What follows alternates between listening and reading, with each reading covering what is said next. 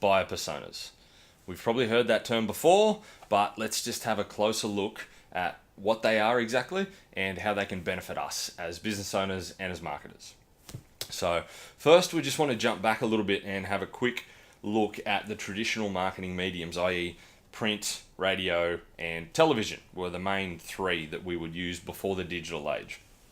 Now, in these mediums, you've got a short period of time, 15 seconds, 30 seconds, or a small physical space in a magazine or in a newspaper or on a flyer to get your message across. So we tended to be very broad with our messages to try and pique some interest in as many people as we can to get them to start thinking about our product, our brand, our service.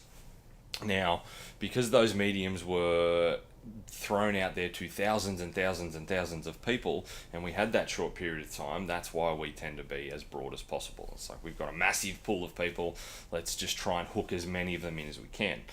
The difference when we jump forward to the digital age that we have now is this age is so much more personal. People are looking at all of their social medias, they Google, they're seeing all of our advertisements on their personal devices, their personal phone, their personal tablet, their personal laptop.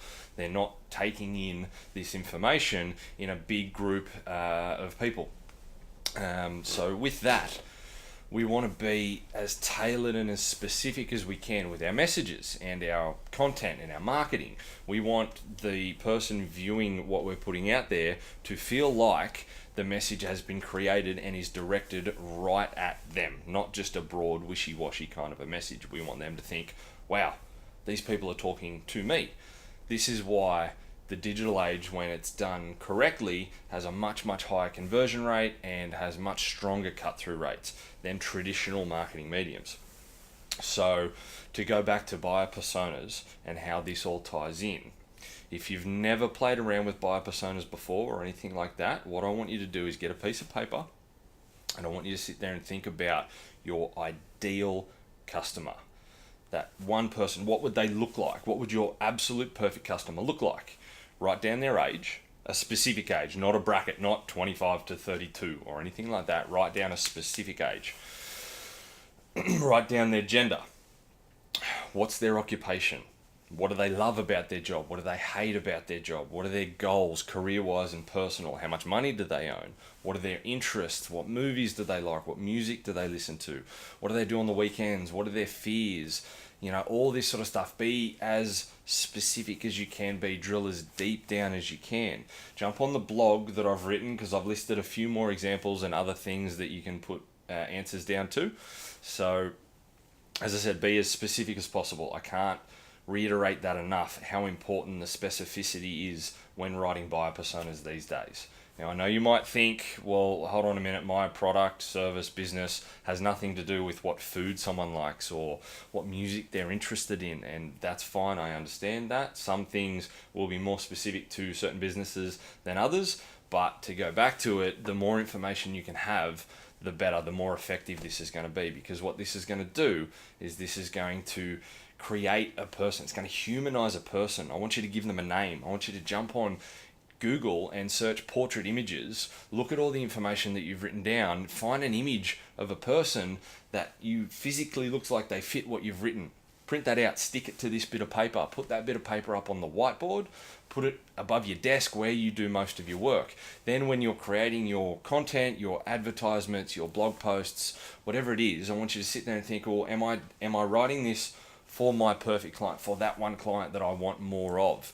And is the language I'm using and how I'm writing it, are they going to respond to it? Put yourself in their shoes. Think about them as the viewer. Are they going to respond to what you're writing? And if you sort of think, oh, maybe not, change the language, use wording, use language, use styling that person is going to react to, that they're going to look at that and they're going to respond and they're going to engage. So once again, be as specific as possible. So we want to know our clients, and having these personas, that lets you humanize them and be able to visualize them and feel like you can get to know them just on paper. Now, what you might think is, okay, well, if I've written a persona for a 32-year-old female who works in an office and earns X amount of dollars, so now I've got to go and write a persona for a 29-year-old female that works in an office and earns $5,000 or $10,000 less. No. No. That person, you need to keep in mind that we're talking about your perfect and ideal customers here, the ones that you want more of. You don't want to write personas for every single age and every single client you may have dealt with, because some of those client groups, one, they're going to be problematic clients, and we don't want more of those. Ideally, we want to eliminate the problematic ones, and we just want to get more of the ideal ones. If we can attract more of those, happy days. But also what you'll find is that if you've written that one for your ideal customer, and then you think, okay, what's my second ideal customer? It's still a female, but she's 3 years older than that one. She's a professional as well, like that one. Or hold on a minute, that's all pretty similar. The language and the wording we're going to use, they're both going to respond to that. So whilst we're being really specific and writing that persona for one age group, one specific profession, it will cover an age bracket and a group of occupations, etc. So what you'll probably find, once you write one, you'll think of, okay, do I have another secondary ideal customer that's drastically different to them? What does that persona look like? And then I write that. And then I think you'll start to find it really hard to create a completely different buyer persona whilst keeping in mind that we're talking about your ideal clientele. So I'd say by the time you get to 2 or 3, you've probably got your market of ideal clientele covered, because, as I said, they're the ones we want more of. So focus on them, because they're going to be your best clients. As I said, have a read of the blog. The link's here as well, so jump on that, have a look. If I've missed anything, as always, any questions, if anything doesn't make sense, shoot me a comment or a message. I'll be happy to answer them and help out and clear up any other confusion or answer any questions you might have. Thanks, guys.